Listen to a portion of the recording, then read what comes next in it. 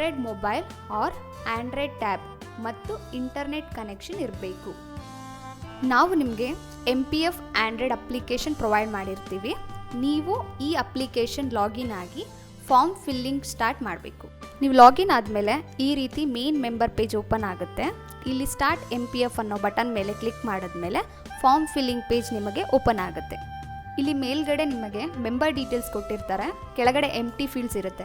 ನಿಮ್ಮ ಕೆಲಸ ಏನಂದರೆ ಮೇಲ್ಗಡೆ ಇರೋ ಅಂಥ ಮೆಂಬರ್ ಡೀಟೇಲ್ಸ್ನ ಕೆಳಗಡೆ ಕೊಟ್ಟಿರೋ ಫೀಲ್ಡ್ಸ್ನಲ್ಲಿ ಎಂಟ್ರಿ ಮಾಡಬೇಕು. ನಿಮಗೆ ಇಲ್ಲಿ ಫ್ಯೂ ಲೈನ್ಸ್ ಟೈಪಿಂಗ್ ಇರುತ್ತೆ, ಮ್ಯಾಕ್ಸಿಮಮ್ ಫೀಲ್ಡ್ ಸೆಲೆಕ್ಟೆಡ್ ಆಪ್ಷನ್ ಇರುತ್ತೆ.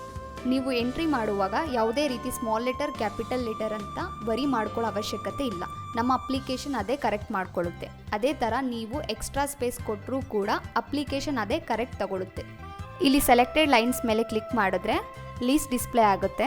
ನೀವು ಮೆಂಬರ್ ಡೀಟೇಲ್ಸ್ನಲ್ಲಿ ಕೊಟ್ಟಿರೋ ಡೀಟೇಲ್ಸ್ನ ನೋಡಿ ಕರೆಕ್ಟಾಗಿ ಸೆಲೆಕ್ಟ್ ಮಾಡಬೇಕು. ನೀವು ಅಪ್ಲೋಡ್ ಡೀಟೇಲ್ಸ್ ಮೇಲೆ ಕ್ಲಿಕ್ ಮಾಡುವಾಗ ಯಾವುದಾದ್ರೂ ಫೀಲ್ಡ್ಸ್ ಬಿಟ್ಟು ಅಪ್ಲೋಡ್ ಕೊಟ್ಟಿದ್ರೆ ಅದು ತಗೊಳ್ಳಲ್ಲ. ಈ ರೀತಿ ಎರರ್ ನೋಟಿಫಿಕೇಷನ್ ಬರುತ್ತೆ.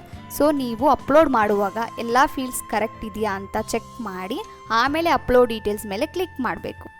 ಅಪ್ಲೋಡ್ ಮೇಲೆ ಕ್ಲಿಕ್ ಮಾಡಿದ್ಮೇಲೆ ಟೇಕ್ ಸ್ಕ್ರೀನ್ಶಾಟ್ ಆಪ್ಷನ್ ಬರುತ್ತೆ, ಅದ್ರ ಮೇಲೆ ಕ್ಲಿಕ್ ಮಾಡಬೇಕು. ಕ್ಲಿಕ್ ಮಾಡಿದ್ಮೇಲೆ ಆ ಸ್ಕ್ರೀನ್ಶಾಟ್ ನಿಮ್ಮ ಮೊಬೈಲ್ ಇಂಟರ್ನಲ್ ಸ್ಟೋರೇಜ್ನಲ್ಲಿ ಸೇವ್ ಆಗಿರುತ್ತೆ.